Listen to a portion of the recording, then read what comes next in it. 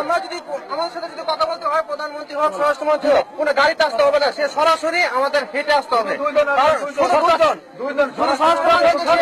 আসবে, কোন প্রকার গার্ড থাকবে না, কোন স্কট থাকবে না। যদি আসে তাহলে ওদের আমরা অফিসারদের কি অবস্থা? অফিসার যারা ছিল দরবার হলে যারা ছিল তাদের কি অবস্থা? ওরা আমাদের জিম্মি আছে, তারা অনেকে ভেঙে গেছে, অনেকে আমাদের জিম্মিতে আছে, তাদেরকে কিছু করা হয়নি। বাংলাদেশ সেনাবাহিনী যে ডিফেন্স নিছে, এই ডিফেন্স তুলে নিয়ে আসতে হবে। ডিফেন্স তুলে নিবে, তারপরে আমাদের কাছে আসবে। আমরা সেনাবাহিনীকে বলতে চাই, সেনাবাহিনী ওরা আমাদের ভাই, ওরা খুব ভালোভাবে জানে বিডিআর এর প্রতি কি অন্যায় অবিচার চলে। আমরা সৈনিক হয়ে একটা স্বাধীনভাবে চলাফেরা করতে পারি না। আমাদের নিজের ডিপার্টমেন্ট, আমরা নিজেরা কোনোভাবে কিছু নেই। আমরা প্রয়োজনে ওদের আজকে ভাইলেন্ট হলেন কেন? আপনাদের তো অনেক দিনের এটা ক্ষোভ, আজকে কেন? আজকে কোন পরিপ্রেক্ষিতে এটা করলেন? আমরা অনেক দিন থেকে জিনিসটা বলি, উনি বোঝেন না, উনি খালি আশা দেয়। আমরা দাবি মেনে নেওয়ার পরে আমাদের সবাই অস্ত্র, আমরা জমা দিতে কোনো সমস্যা নেই, কিন্তু আমার দাবি যত সময় না মানবে তত সময় আমাদের এই যুদ্ধ চলতে থাকবে। বিডিআরের ভিতরে বর্তমানে সবাই পালাই গেছে। আমরা বিডিআরের ডিজি এখনো ভিতরে আছেন, আমরা ওনাকে বন্দী অবস্থায় রেখেছি।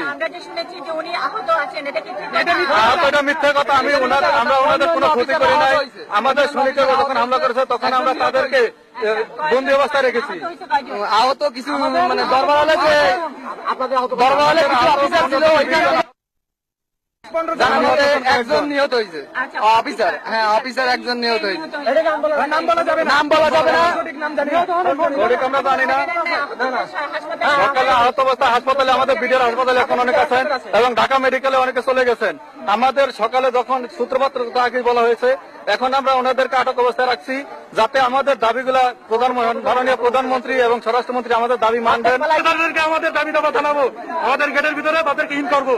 কোন মন্ত্রী পরিষদ আসলে এই মুহূর্তে আমরা তাদেরকে নিরাপদে আমাদের ভিতরে নিয়ে আমাদের দাবি দাবা গুলো জানাবো এবং আমাদেরকে অঙ্গীকার করতে হবে নায়ক শহীদ জি কথা বলার জন্য। এবং এই মুহূর্তে আসতে বলেন, আমরা সবকিছু যুদ্ধ বিরোধী ঘোষণা করবো। আমরা দেখছিলেন মুন্নি সাহার সঙ্গে বিশেষ এক পর্যায়ে বাইরে অবস্থানরত সদস্যরা সভায় উপস্থিত অফিসারদের দরবার হলে ঘিরে ফেলে এবং গোলাগুলি শুরু করে। এই ঘটনায় আমজাদ আলী নামে এক রিকশা চালক মারা গেছেন। বিডিআরের সদর দপ্তরের বাইরে গুলিতে আহত হয়েছে ঢাকা বিশ্ববিদ্যালয়ের ছাত্রী কামরুন নাহার, গার্মেন্টস শ্রমিক মনির, চা বিক্রেতা আক্তার, নিউ মার্কেট এলাকার দোকানদার জহির এবং ব্যবসায়ী রানা। নীলক্ষেতে এক বইয়ের দোকানের কর্মচারী মাসুদ ও কয়েদি মিল্টন। তাদেরকে